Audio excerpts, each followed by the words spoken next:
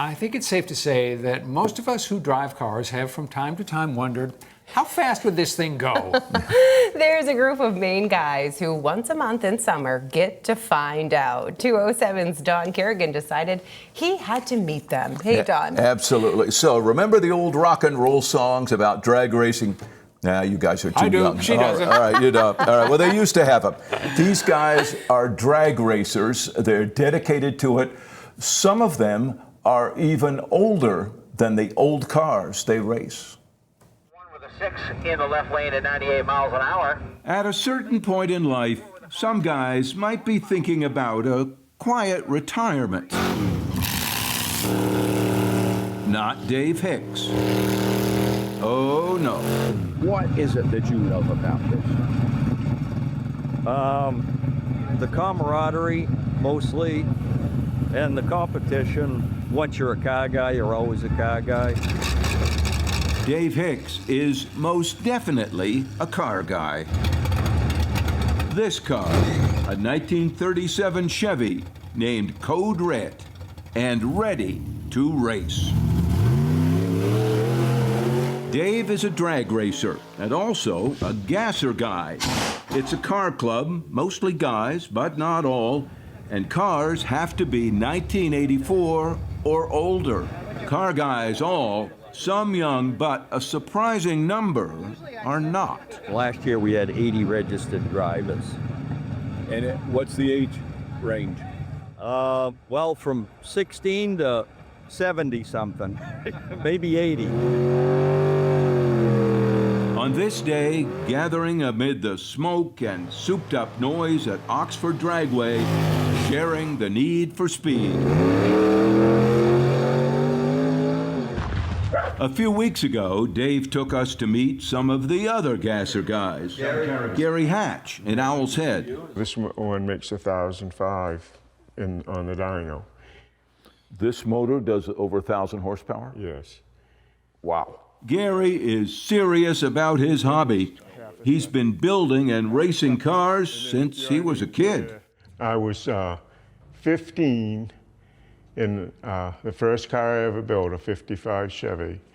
And I was up there, a friend of mine went with me on my learner's permit. So you were still on your learner's permit, but you raced? I raced, yeah.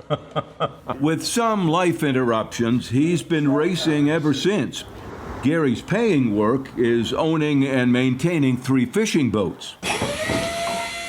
That feeds his passion for drag racing at age 72. Every Sunday morning I can wax it and say, okay, baby, let's do it today, and that's it. And his cars go very fast in that 1/8 of a mile. What kind of speed are you hitting in that 1/8 mile? Well, with this one, I'm doing like 111. That one about 127. And then the Corvette that's out there, 154, I think, in the 1/8 mile. What does that feel like? You laugh at this one. But have you ever been kicked in the chest by a cow? No. That's what it feels like. Okay, let's see what we got here.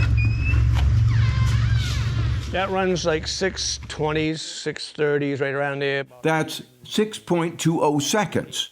Mike Whitaker built this dragster himself from scratch. About 100 and roughly 10 miles an hour in the 1/8, 660 feet.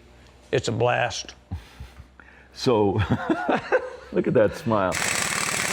Mike built this big shop by his house in China.